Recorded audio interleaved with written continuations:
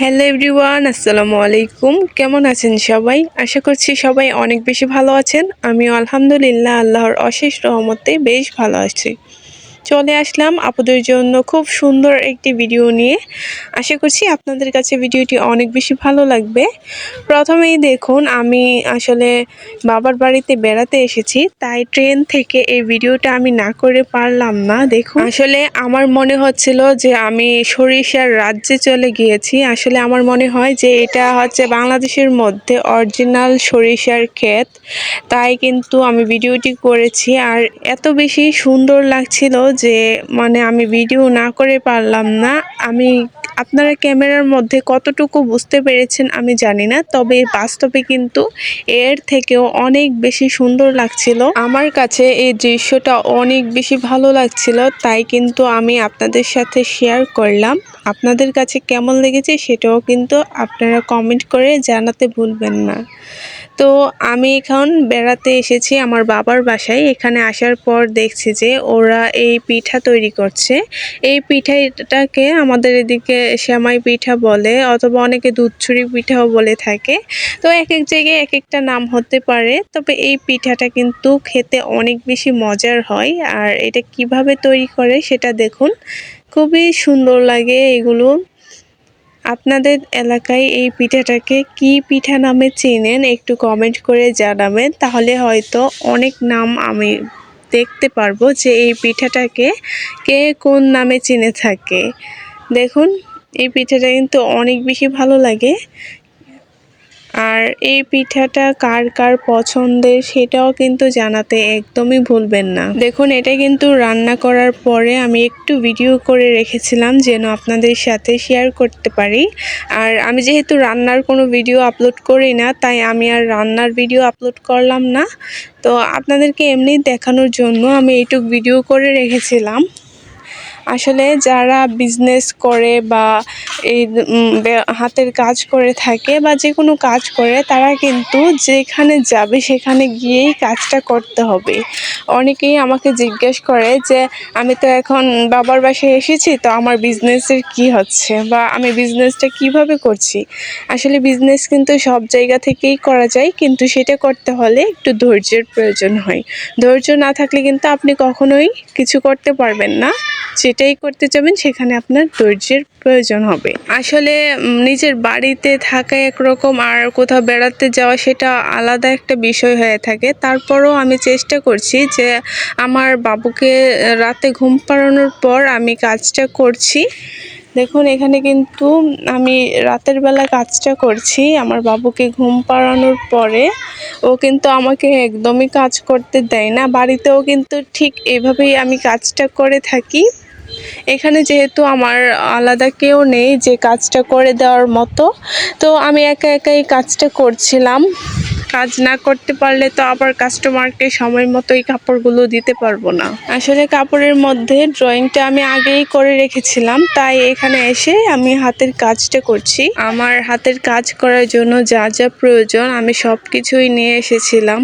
সুতা, তারপর রং পেন্সিল, সুই, যা যা লাগে, ফ্রেম, সব কিছুই আমি নিয়ে এসেছি যেন আমি খুব সহজভাবে কাজটা করতে পারি। আর এখানে দেখুন, আমি হাতের কাজটা করছি। এটাকে 5 পাপড়ির ফুল বলে থাকে। যারা হাতের কাজ করে তারা ভালোভাবেই জানে। আর এই ফুলটা যারা না পারেন তারা কিন্তু আমার ভিডিও দেখলে অবশ্যই শিখতে পারবেন। আর তারপর অনেক আপুরাই কমেন্ট করে যেন আমি কাপড় কিভাবে কাটিং করি বা মেশিনে কিভাবে সেলাই করি সেই ভিডিওগুলো যেন আপনাদের সাথে শেয়ার করি। আসলে আমি যখন আবার আমাদের বাসায় চলে যাব, তখন ইনশাআল্লাহ আপনাদের সাথে বাচ্চাদের ড্রেসগুলো কাটিং এবং মেশিনে সেলাইটা শেয়ার করার চেষ্টা করব। এখন যেহেতু আমি বেড়াতে এসেছি, এখানে তো আমি কাপড় কাটছি না বা মেশিনে সেলাই করছি না। আমি এখানে 24টা বেবি ড্রেস নিয়ে এসেছি, সেগুলো আমি সেলাই করে নিয়ে এসেছি। এখানে শুধু আমি হাতের কাজটা করব। তো আমি যখন আবার বাসায় যাব, তখন ইনশাআল্লাহ আপনাদের সাথে বেবি ড্রেসের কাটিং, সেলাই সব কিছুই শেয়ার করার চেষ্টা করব। এবং এখানে যে হাতের কাজটা আমি করব সেগুলো আপনাদের সাথে শেয়ার করার চেষ্টা করব। অনেক আপুরাই কমেন্ট করে যে আপু, অনেক দিন ধরে তুমি কোনো হাতের কাজের ভিডিও শেয়ার করছো না, আমি কিভাবে হাতের কাজ শিখব। তো আপনাদের জন্য আমি এখন থেকে এই হাতের কাজের ভিডিওগুলোই শেয়ার করব, যেন আপনারা খুব সহজে এই হাতের কাজগুলো শিখতে পারেন। আর এখানে দেখুন আমি যে ফ্লাওয়ারটা সেলাই করছি, সেখানে কিন্তু আমি শার্টেন স্টিচ দিয়ে সুন্দরভাবে সেলাইটা করে নিচ্ছি। শার্টেন স্টিচ দিয়ে কিন্তু খুব সহজেই কাজগুলো করে নেওয়া যায়। আপনি হাতের কাজগুলো করতে গেলে কিন্তু বেশি কাজ শেখার কোনো প্রয়োজন হবে না। আপনি 2 থেকে 3টা সেলাই দিয়েই কিন্তু একটা বেবি ড্রেস কমপ্লিট করতে পারবেন, অথবা যে কোনো কিছুতে আপনি হাতের কাজ করতে পারবেন। আমি বেশিরভাগ সেলাইয়ের মধ্যে satin stitch, fishbone stitch, back stitch এই সেলাইগুলোই ইউজ করে থাকি। 3-4টা সেলাই জানলেই কিন্তু আপনি সবগুলো কাজ সুন্দরভাবে করতে পারবেন।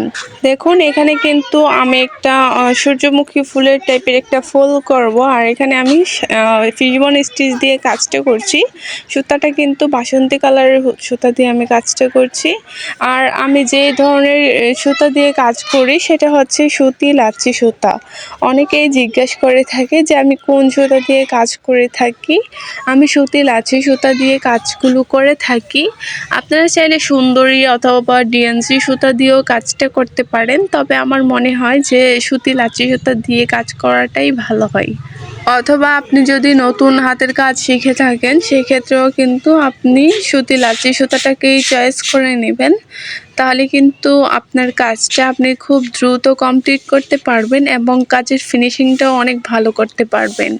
আর সব সময় যখন আপনি হাতের কাজ করবেন তখন কিন্তু কাজের ফিনিশিংটা ভালো করার চেষ্টা করবেন এবং কাপড় এবং সুতার কালার কম্বিনেশনটাও সুন্দরভাবে চয়েস করে নেবেন।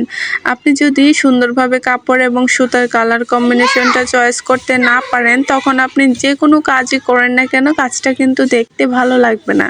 তাই সবসময় চেষ্টা করবেন কাজটাকে সুন্দরভাবে করার, তাহলে কিন্তু যে কোনো কাস্টমাররাই আপনার ড্রেসটি পছন্দ করবে এবং ড্রেসটি খুব সহজেই সেল হয়ে যাবে।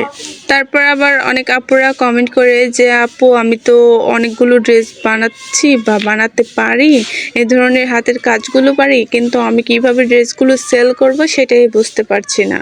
আসলে আপনি যদি খুব ভালোভাবে ড্রেসগুলো বানাতে পারেন তাহলে আপনি কোনো দোকানে গিয়ে পাইকারিতে বিক্রি করার চেষ্টা করেন, অথবা যদি আপনি দোকানে গিয়ে না বিক্রি করতে পারেন তাহলে আপনার আশেপাশের মানুষদেরকে বেশি বেশি করে দেখান, অথবা আপনি একটা ফেসবুক পেজ খুলেন, তাহলে দেখবেন আপনার ড্রেসগুলো খুব সুন্দরভাবে সেল হয়ে যাচ্ছে। কথা বলতে বলতে দেখুন এখানে আমি আমার কাজটা কমপ্লিট করে নিয়েছি। কাজটা কেমন হয়েছে কমেন্ট করে জানাতে কিন্তু একদমই ভুলবেন না। আজকে এই পর্যন্তই বিদায় নিচ্ছি। সবাই ভালো থাকবেন, সুস্থ থাকবেন। আল্লাহ হাফেজ।